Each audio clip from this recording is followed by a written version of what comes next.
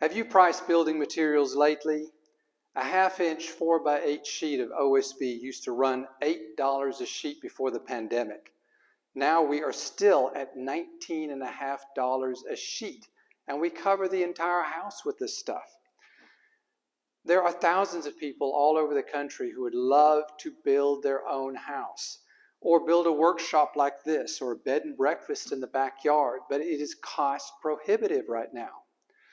I want to share with you this amazing product and why I'm building with it. I really liked alternative building methods, and I started a home on compressed earth brick.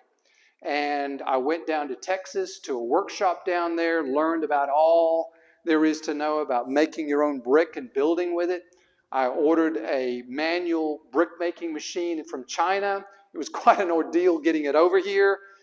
And it starts raining and raining, and then it would stop for a few days and start raining. And of course, I'm wanting to dig where the pond is going to be. It's in the lowest spot, so it's always wet.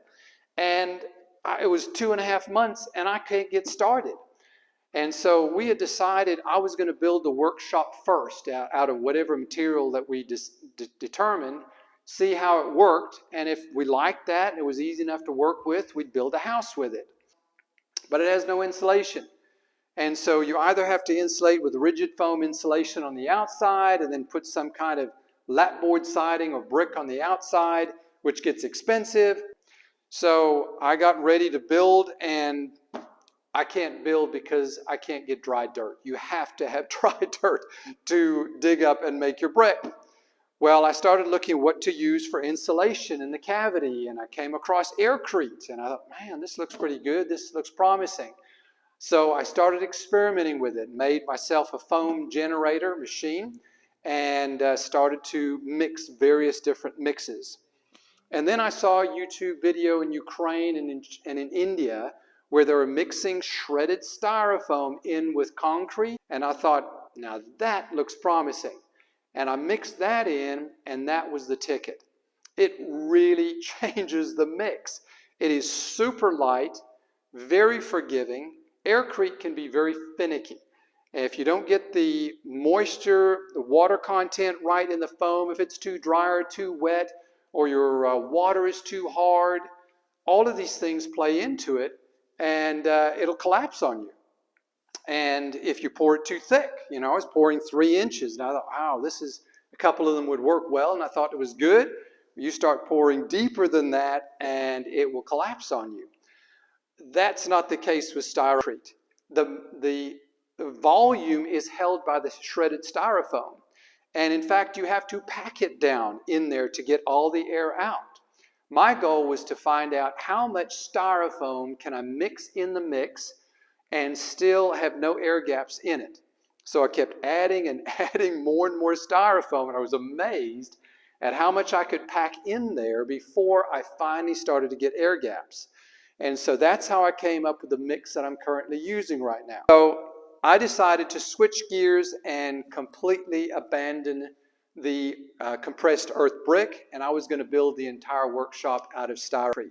So I started building my walls, and I built my molds, and I used 1/2-inch OSB and braced it with 2x4s all the way around. I used vegetable oil at $5 a gallon as my release agent, and these are my braces for each of the molds. And so you get your walls up vertical, and you put one of these on each one, and you get your level on it, and you twist until you get it level. Now, I made the mistake of not pulling a string along the top, and I just used the level, and I ended up with a wall that did this. And so you want to pull a string along the top to follow on the mold. Now, I built these walls with 5.5 inches thick, so the thickness of a 2x6. And the insulation value is incredible. Pure styrofoam runs about 4.2 to 4.5 per inch, depending on how dense it is. And from my measurements, watch the R value video on this, came at around 3.2 to 3.5 R value per inch. I mean, that's as good as fiberglass insulation, and this super seals the wall, and it's got mass behind it. It's a wonderful insulator in the shop. and you pour it from the top and you pack it down with a packer. And I used a PVC pipe 3/4 inch and screwed a block of wood 2x4 on the end, and I used that as my packer in the mix. And I would pour it about 2 feet deep and pack it and all the way up. And you can fill the entire wall in one pour. You could never do that with Aircrete. It would collapse on you for sure. Styrofoam has a compressive load of 10 to 60 psi by itself. And now it'll buckle, so you've got to have something to hold it up, and that's where the fiber mesh comes in and stucco. Now, I don't know the compressive strength in this, but I would assume this is about 50 to 150 psi. Well, that's why this thing is not falling down even with a second story on here, because it's stronger than a 2x4 wall. Amazing. It blew me away. The thicker you make the wall, the stronger the wall is going to be and the more weight it can support. If you go from a 6-inch to an 8-inch to a 10, 12, you've just got more square inches of area to hold that weight up. For instance, let's say you do an 8-inch wall.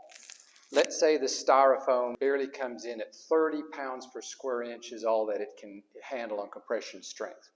Well, you got 8 inches times 16 inches for a 2x4 every 16 inches. It's 128 square inches. You multiply that by 30, you've got 3,840 pounds for every 16 inches versus the 2x4 at 1,000.